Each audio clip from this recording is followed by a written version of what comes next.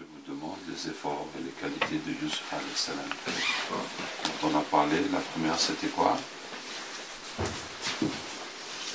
Pour la première, on a parlé de l'énigme qui est dans la sourate. C'est quelle énigme qui est dans la sourate? L'autre verset qui est dans une autre sourate, qui est le seul qui parle de Yusuf, à laquelle il y avait une personne lors de Moussa alayhi salam.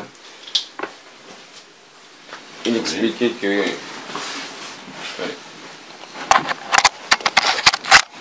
Tu veux traduire, Agnès? I was going to try to translate. Il y avait un prophète qui était déjà venu avec ce que Moussa est en train de leur dire avant, dans le sens que ce n'est pas quelque chose de nouveau. Oui, dans tout le Coran, en dehors de Surat Yusuf, il y a un seul verset qui parle de Yusuf alayhi salam dans Surat Ghafir.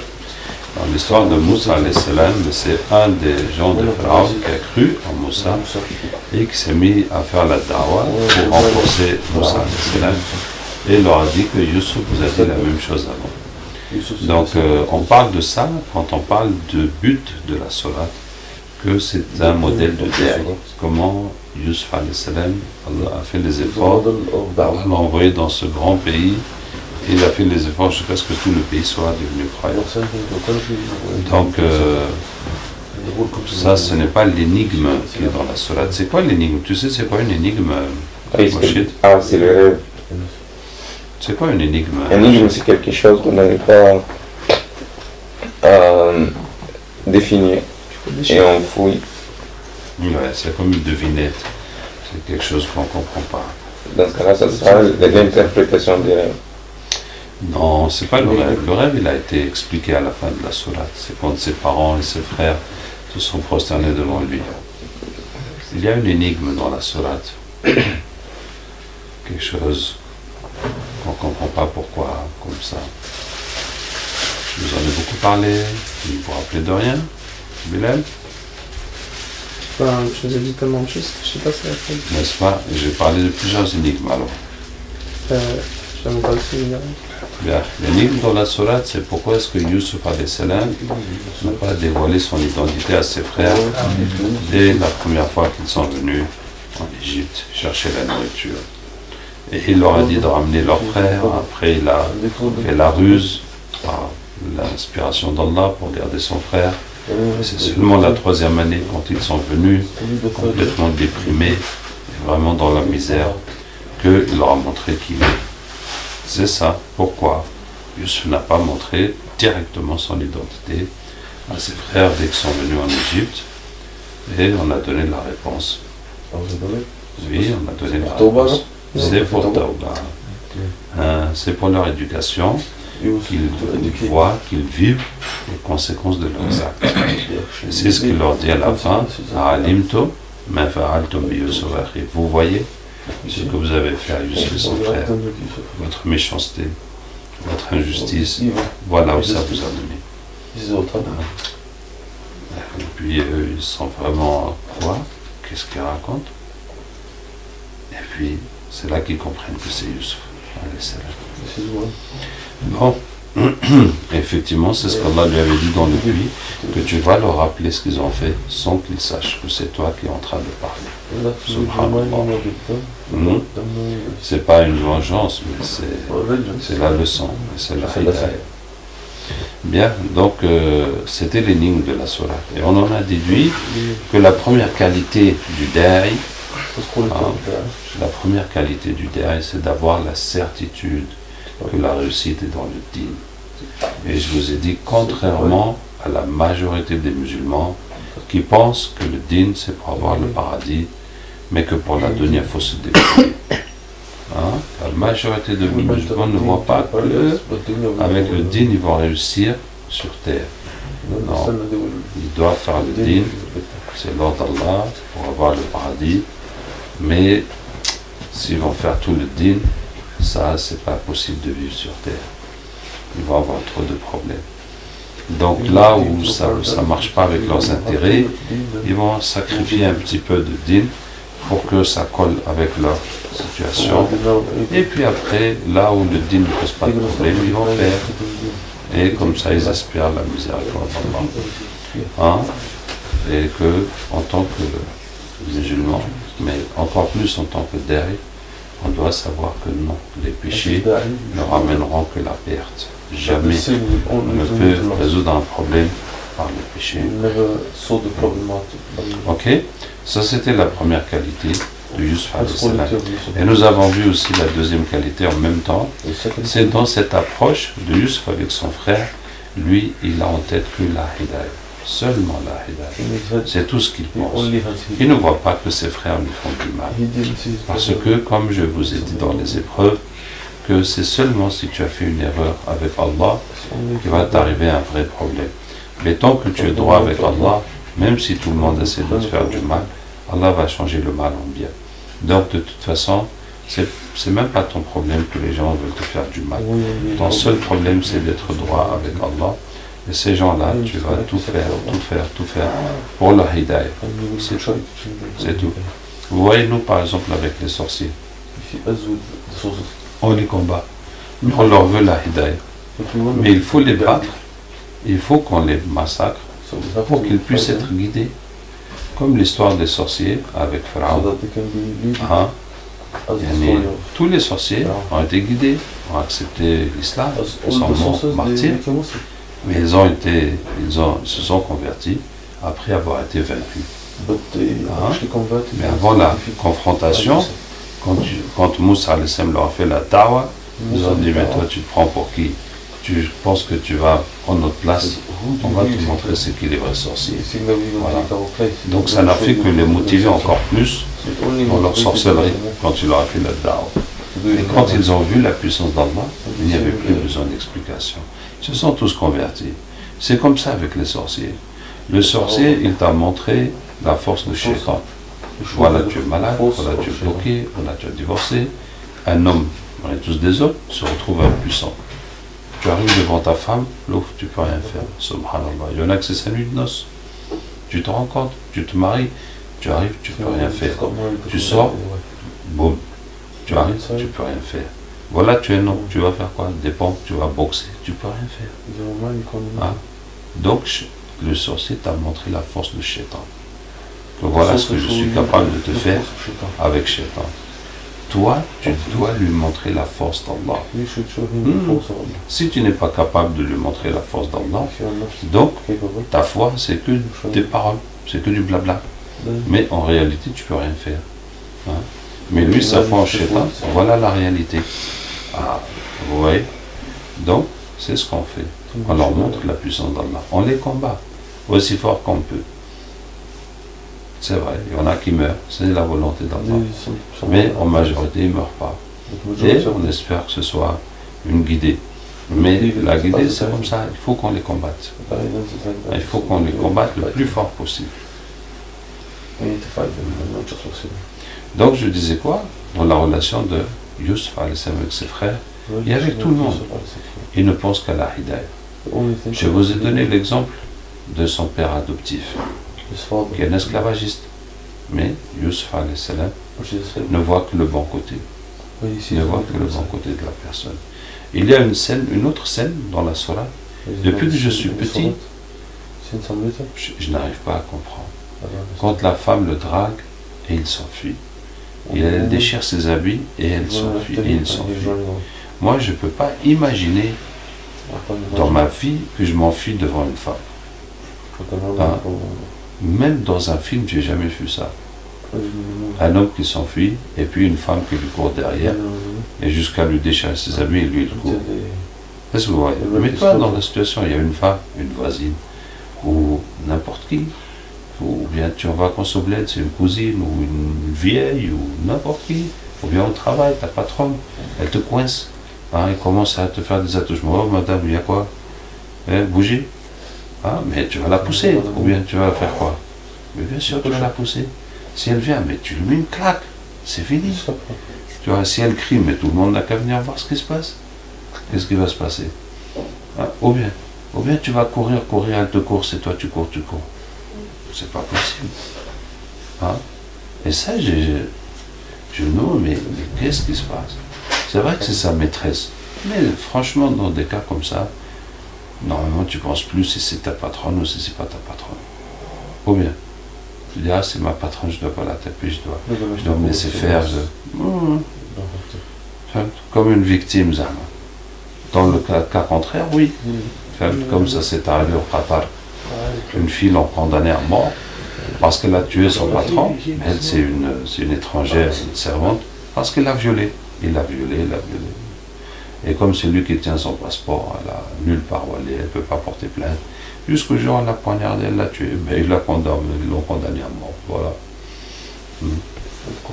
Qu'est-ce que je disais? On n'est pas comme ça, on n'est pas dans une situation de faiblesse où on ne peut rien faire. T'es un homme, tu lui mets une claque, tu sais bien. Hein?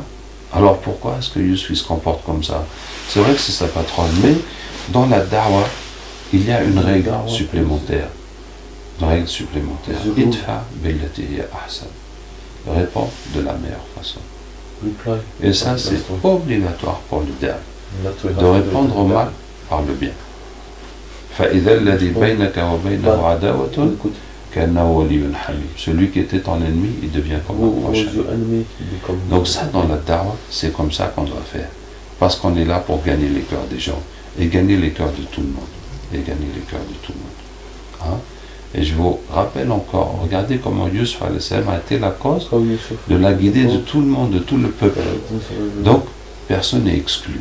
Personne n'est exclu. On doit avoir la rahma pour tout le monde, pour toutes les catégories de gens. Ouais. Bien. La qualité suivante de Youssouf alayhi salam, c'est les paroles. J'ai envie de vous parler d'autre chose là, comme on a lu, comme j'ai lu dans Salat Subh. On est dans Surat al-Tawbah. Et Allah Ta'ala a dit, après avoir parlé des hypocrites, beaucoup sur les hypocrites. Et puis Allah a parlé des vrais suiveurs. والسابقون الأولون من المهاجرين والأنصار والذين اتبعهم بإحسان رضي الله عنهم ورضوا عنه. Les premiers prédécesseurs des muhajirines et des ansar, et ceux qui les ont bien suivis. Là, c'est pour nous. Il a yawm al-qiyam. Allah nous a donné la possibilité de nous inscrire dans ce verset. وَالَّذِينَ اتَّبَعُهُمْ بِإِحْسَانٍ. Ceux qui les ont bien suivis. Allah est satisfait d'eux. Tu veux la satisfaction d'Allah? Elle est devant toi. Tu suis les muhajirines et les ansar. Elle est devant toi. Le verset est ouvert. Tout le monde peut se rajouter dedans. Hein? Et ensuite, donc, Allah dit Inna Allah ashtara min al-mu'minina anfusahum wa amwalahum bi anna lahum al-jannah. Allah a acheté des croyants, leurs personnes et leurs biens contre le paradis. Tu veux le jihad, tu veux être un mujahid, tu vas donner ta personne et tes biens pour Allah. Chaque fois que tu vas utiliser ta personne, ton temps, ta santé, ou bien ton argent, est-ce que tu l'utilises pour toi-même ou est-ce que tu l'as donné à Allah? Voilà. Hein? Si tu l'utilises à ta façon pour toi, ce que tu veux, donc tu n'as pas vendu à Allah. Tu n'es pas mujahid. Tu fais comme tu veux. Tu fais ce qui t'arrange.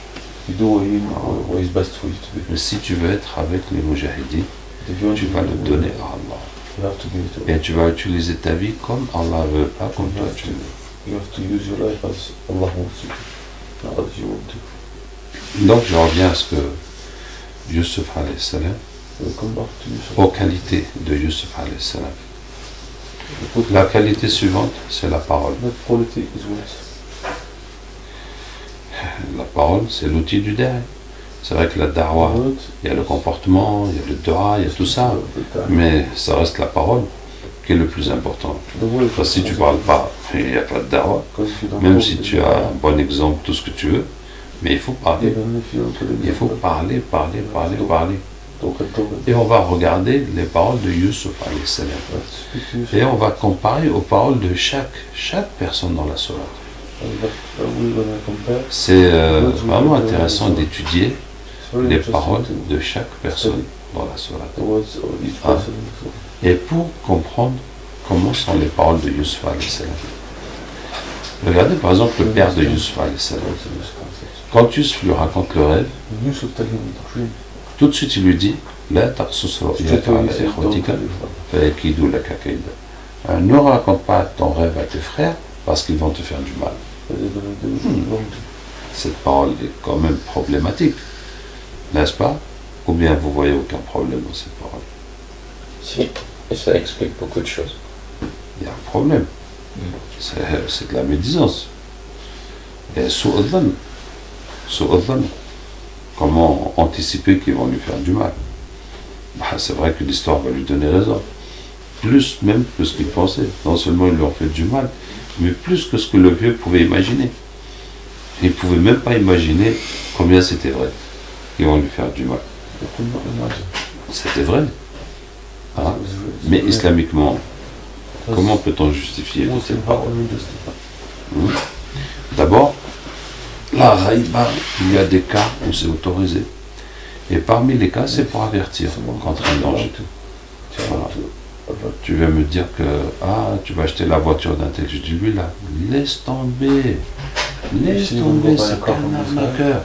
N'achète pas, va voir ailleurs. Voilà. Parce qu'il est comme ça. On sait qu'il est comme ça.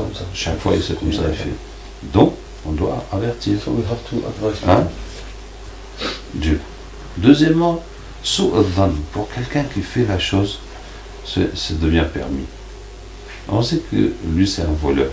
Donc, quand on le voit aller là-bas, tu dis, va faire gaffe, va regarder ce qu'il est en train de faire. Mais parce que tu sais que c'est un voleur. Donc, tu anticipes qu'il va voler, c'est normal. C'est comme ça. Donc, ce que les paroles de Yaqub alayhi salam, c'est les limites de la religion. Hein, ce qui est comment dire, ce qui est permis, ce qui est toléré dans la religion. Hein? Astaghfirullah, les paroles de Yaqub alayhi salam. Alors, vous voyez, les paroles des frères de Yusuf alayhi salam, vraiment, qu'Allah nous préserve. Mais regardez dans toutes leurs paroles le vice, la méchanceté, dans toutes leurs paroles. Regardez toutes leurs paroles pour vous assurer que vous ne faites pas ça. D'abord, quand ils parlent de Yusuf, ils disent, notre père, il aime Yusuf et son frère plus que nous. Vraiment, notre père est égaré. Ça, une erreur que beaucoup de gens font, toujours renvoyer la faute sur les autres. Subhanallah. Il y en a qui sont jamais capables de regarder leurs fautes. Quoi qu'il arrive, ils vont toujours envoyer la faute sur les autres. Je ne sais pas comment qualifier ces gens. Peut-être des imbéciles à vie. Parce qu'il ne va jamais apprendre de ses erreurs. Il va toujours chercher. Et lui, toujours, c'est lui qui a raison, c'est lui qui est victime, c'est lui qui est ça. Il est toujours en train de, ouais, moi, c'est les autres, c'est les autres, c'est les autres. Vous voyez? Stupide.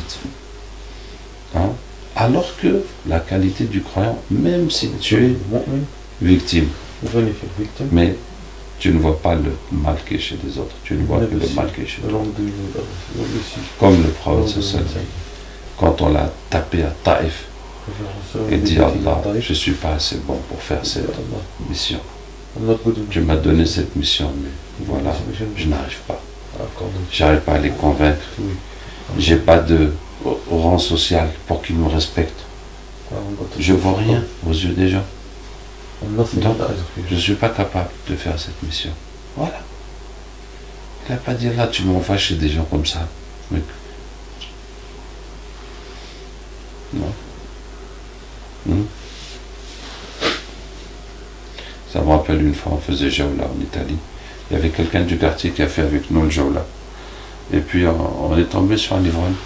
Et puis il nous a insultés. Tu vois. Bon, nous on a l'habitude. Mais celui-là qui était avec nous, du mot de la mosquée, qui a fait le Jawla, ça l'a un peu choqué. Il me dit, attention, hein, je suis quelqu'un de bonne famille. Hein. Ah ouais, j'avais envie de rire. Est-ce que les prophètes ils disent ça? Tu sais pas que je suis un prophète de Dieu. T'as dit quoi là? Attention.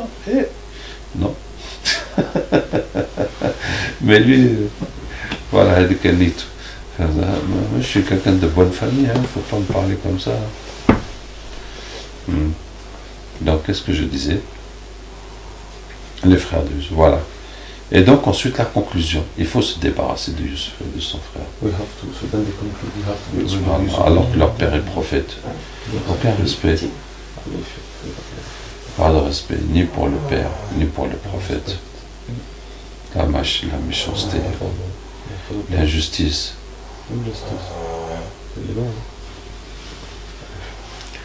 Et quoi? Et comme ça, votre père vous aimera. Quelle stupidité! Avec cette méchanceté, leur père va les aimer. Vraiment, c'est ignorer la loi spirituelle dans ce monde, qu'on appelle la loi du karma. C'est-à-dire, tu fais du bien, tu auras du bien. Hein? Et comme si que toi, tu vas être méchant, tu vas tout faire, et comme ça, tes parents vont t'aimer, ou bien ta femme va t'aimer, ou bien ton mari. Comme les femmes qui font du sport pour que leur mari les aime. C'est ajib, wallah. Et combien de gens qui font ça? Et combien de gens qui font ça? Donc ils pensent que comme ça, son mari va l'aimer, puis elle va être heureuse. Avec du sport. Subhanallah. Et vous voyez, on a beau dire que c'est bête et tout, il reste que c'est la majorité qui est comme ça. C'est la majorité qui raisonne comme ça. Un raisonnement matériel direct, sans aucune compréhension spirituelle. Regardez par exemple quand Youssef a été mis dans le puits. Et la caravane sont venus, ils l'ont trouvé. Dès qu'ils l'ont trouvé, ils ont dit ah la chance. Hein? Il y a فارسلوا وجاءت سيارة فارسلوا واردهم قال يا بشرى dit la chance. Bonne nouvelle, j'ai gagné un enfant. Salam alaikum. J'ai gagné un esclave. Hein? Ben, ça veut dire dès qu'il a vu Youssef, c'est ça qu'il a pensé direct. Ah, la chance, j'ai gagné un esclave. Tu vois? Ça veut dire, je sais pas, par exemple, si tu trouves un porte-monnaie comme ça dans la rue, tu dis, ah, la chance, ouais, je vais gagner. C'est comme ça. Hein? Est-ce que vous pensez que ces gens qui ont trouvé Youssef dans le puits, il a dit, ah, la chance, je vais aller le vendre, je vais gagner quelque chose. Est-ce que Youssef n'a pas eu de chance de tomber sur des gens comme ça, que vraiment il est tombé sur des gens mauvais, ou bien il y avait 90% de chances ou plus que ça se passe ainsi. Ça veut dire que c'est la majorité, c'est ça qu'il va trouver.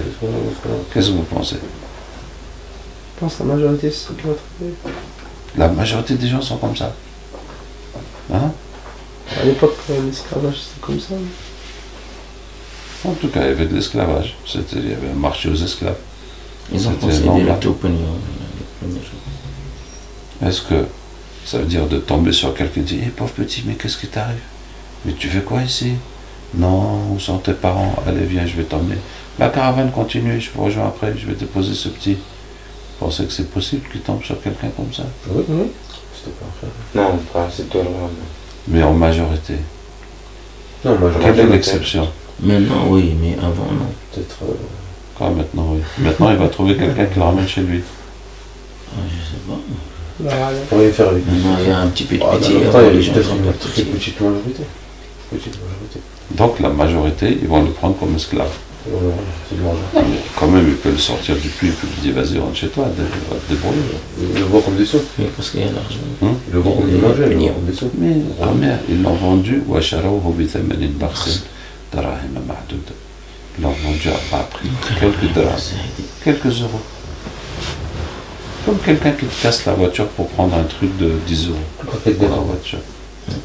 Hein? Alors que tu vas trouver avec 100 euros ou 200 euros pour réparer ta vitre. Ouais. Et c'est comme ça. Et bien, effectivement, c'est la majorité qui va le prendre pour esclave. Et c'est ses frères qui avaient raison. Ils ont dit, on n'a qu'à le jeter dans un puits. Le premier qui va passer par là, il va l'embarquer. Tu vois, ils étaient confiants. Et ceux qui ont raison. Et ceux qui ont raison, oui. La façon qu'ils sont méchants, pervers, tordus, tout, ils savent que les autres sont comme ça aussi. Et ils ont raison. Tu vois, ils ont projeté leur propre raisonnement sur les autres et ils ont raison. Et si toi t'arrives, tu dis mais non, là, un pépé, un pauvre comme ça. Mais qu'est-ce qu'il faut qu'ils aient comme ça à cette époque? Tout le monde est comme ça, matérialiste. La mentalité interne, c'était comme ça. Matérialiste.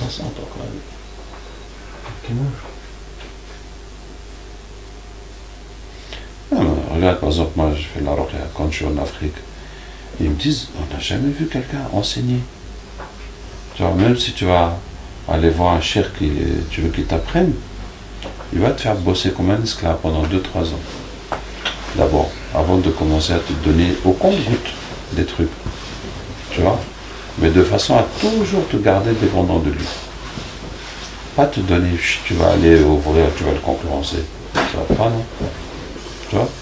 Donc ça c'est les gens qui utilisent le Coran pour soigner les gens. Alors ceux qui vendent des portables, ils font comment? Tu vois? Ça c'est les gens qui utilisent le Coran. Alors le reste, ils sont comment? Tu vois? Et vous voyez, et maintenant Yusuf est dans cette société et il doit tout changer, il doit changer cette mentalité. Et il a changé le coffre en foi.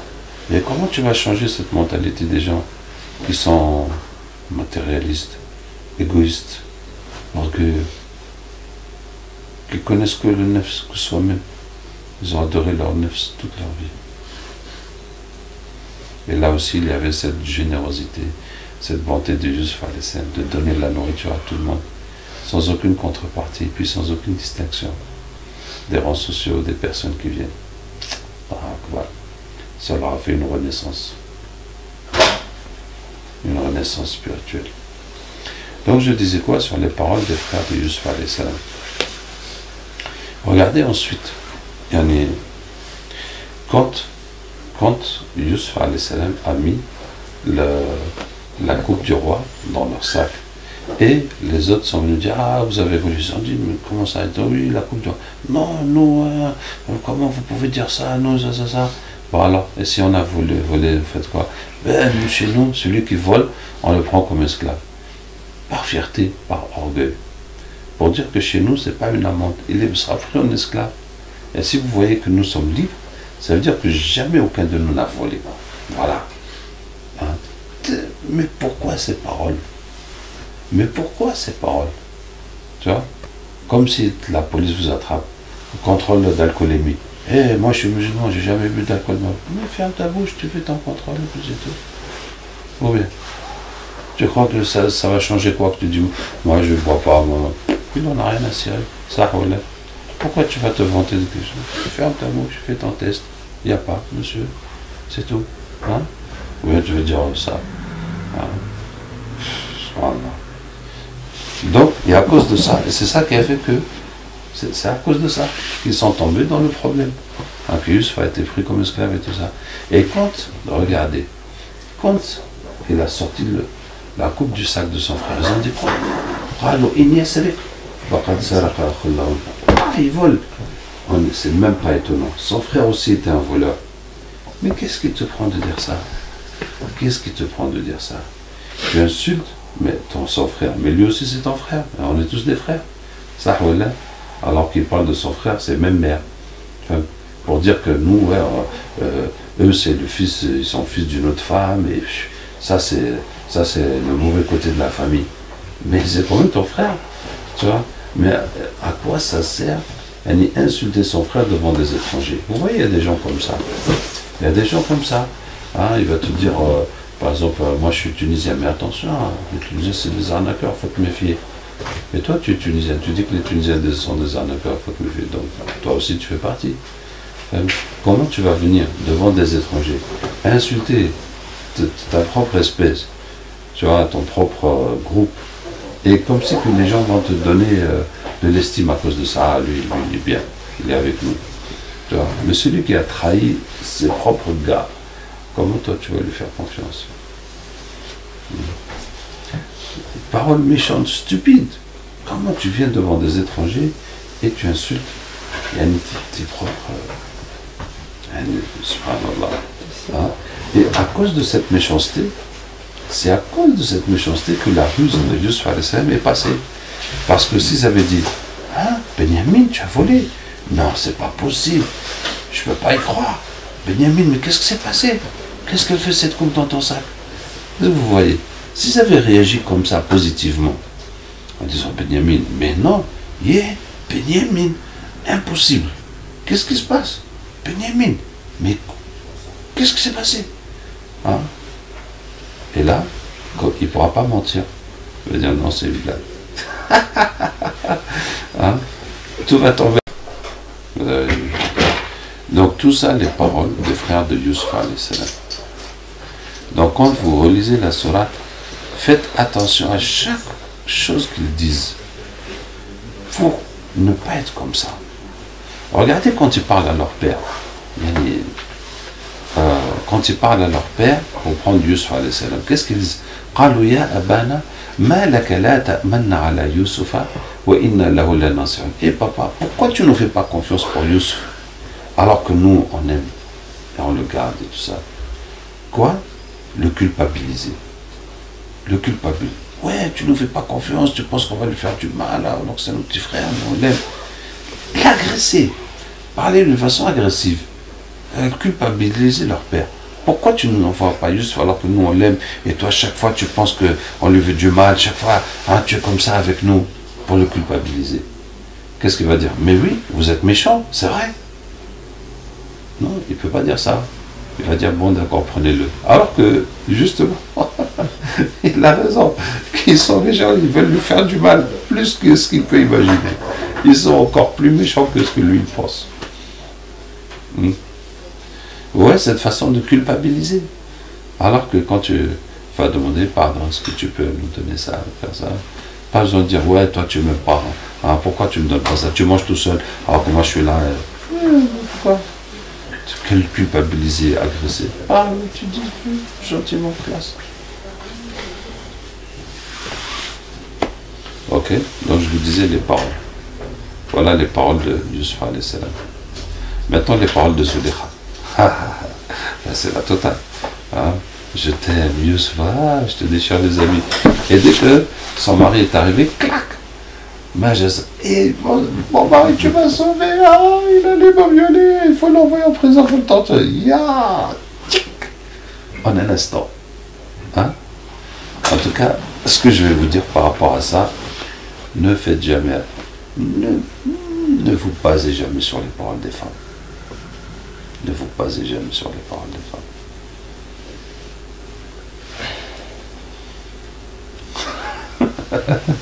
Et rappelez-vous de Zuleikha. Rappelez-vous de Zuleikha.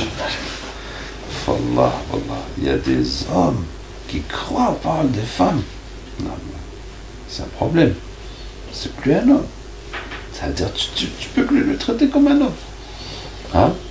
Quand on a fait Khuruj al-Nisa, donc le frère nous a dit tout ce qui se passe entre les femmes, c'est pas votre problème. Et ça ne doit jamais affecter les hommes. Ça ne doit jamais affecter les hommes. Et pourtant, il y a des hommes qui viennent, ma femme elle m'a dit comme ça. Il vient les fâcher. Pourquoi ta femme elle a fait ça à ma femme? Quand même, on n'est pas des enfants pour dire ça. Tu vois, c'est comme si nos enfants ils se battent. On dit, ton enfant il a tapé mon fils. Je ne sais pas, qu'est-ce qu'il y a? Ça c'est des bêtises des enfants. On ne va pas se battre entre bonhommes à cause des bêtises des enfants quand même. Il faut être ridicule dans sa tête. Il faut être, comment je vais dire, il faut vraiment être un taré pour aller se battre parce que ton enfant s'est battu avec l'enfant des voisins. Et toi tu vas te battre avec le voisin. Hein? Et c'est pareil pour les femmes. Oui, c'est ça. Ah, elle a dit ça, ouais, c'est ça. Allah a dit, fais de rapport. Voilà, fais de rapport. Oui, islah nafs. Allah t'envoie cette femme pourtant, islah nafs, fais de rapport. Voilà. Hein? Masha'Allah. Voilà. Oui. Et avec les femmes, je vous dis, c'est la limite et la loi d'Allah qu'on applique. Ce qu'Allah a dit de faire avec ta femme, on fait. Avec une autre femme, on fait ce qu'Allah a dit de faire, ce qu'il a dit de ne pas faire, puis c'est tout. Mais on ne doit pas suivre les paroles des femmes. Qu'Allah nous aide. Les paroles des femmes. Bien. Les paroles. Donc les paroles de Yusuf alayhi salam. Et puis on va finir avec ça. Yusuf alayhi salam ne dit que la vérité. Allahu Akbar. Regardez, quand il a pris la coupe du sac de son frère. Et ils lui disent, pardon, s'il te plaît, prends n'importe lequel parmi nous à sa place. Hein? Encore les paroles des frères de Yusuf alayhi salam. Prends n'importe qui. Ils sont tous prêts à se sacrifier pour Benyamin. Et c'est pas parce qu'il l'aime. Hein. Puisqu'ils viennent de dire, ah c'est un voleur. C'est même pas étonnant, son frère aussi était voleur. Mais pourquoi voulez-vous sacrifier pour lui alors? Puisque c'est une mauvaise graine. Bien fait pour lui. Il n'a qu'à rester esclave. Et non, parce que le père il l'aime. Qu'est-ce qu'il a ce père? Il est bizarre. Il aime que la mauvaise graine. Hein? Ouais, ben, c'est comme ça.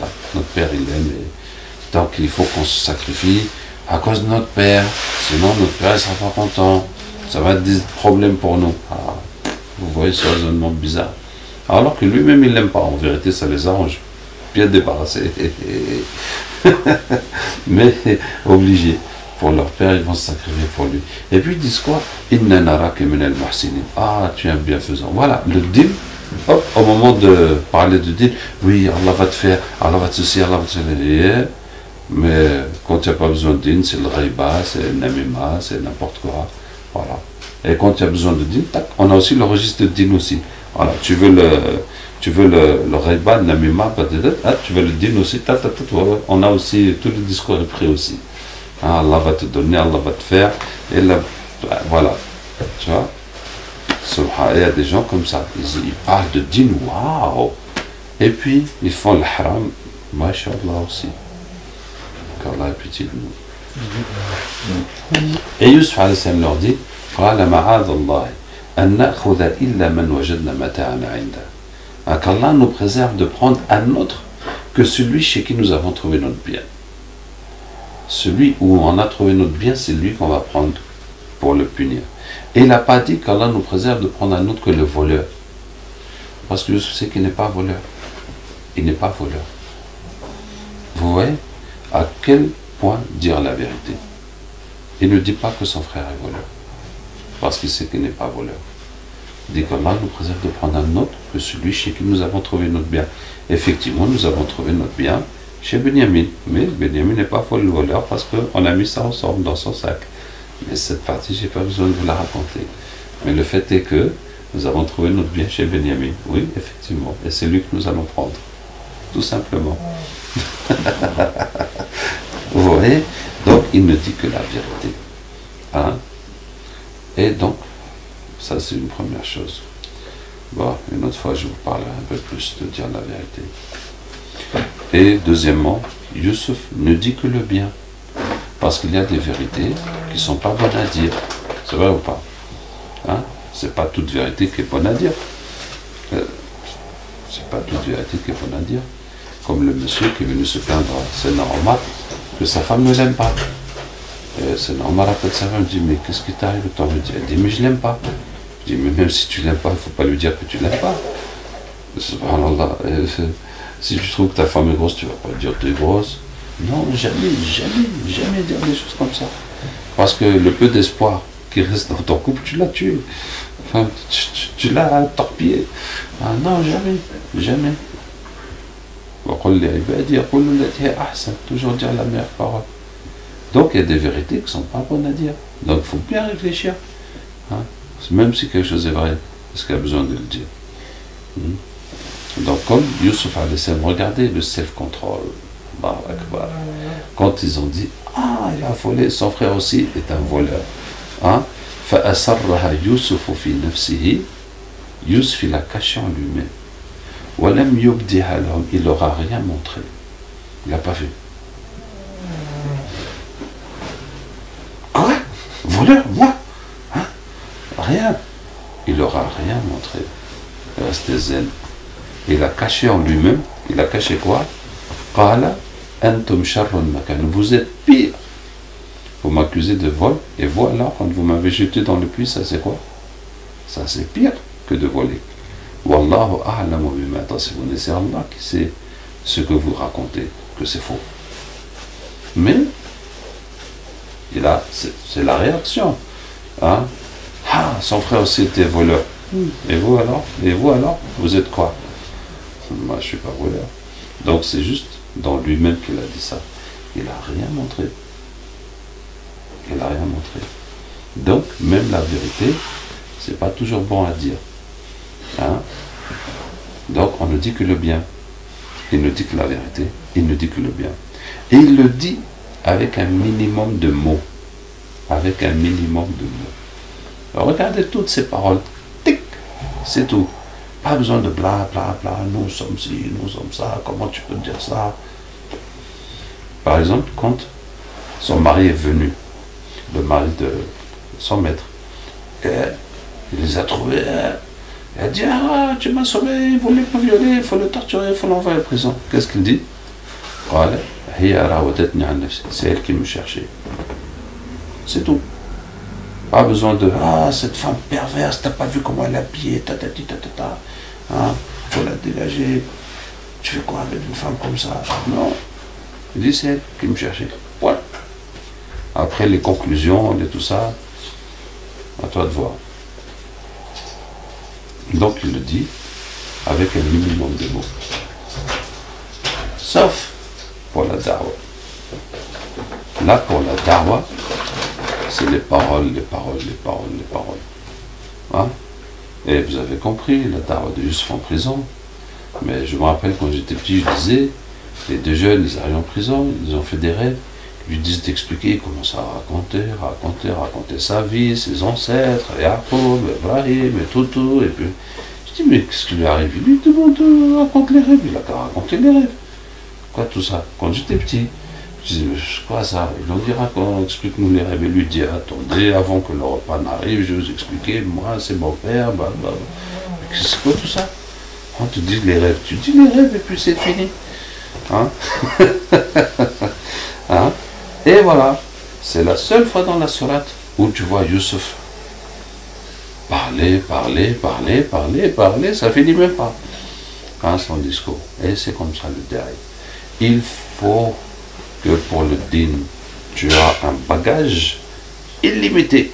Voilà, comme tout le monde, il aime avoir des abonnements illimités. C'est vrai ou pas?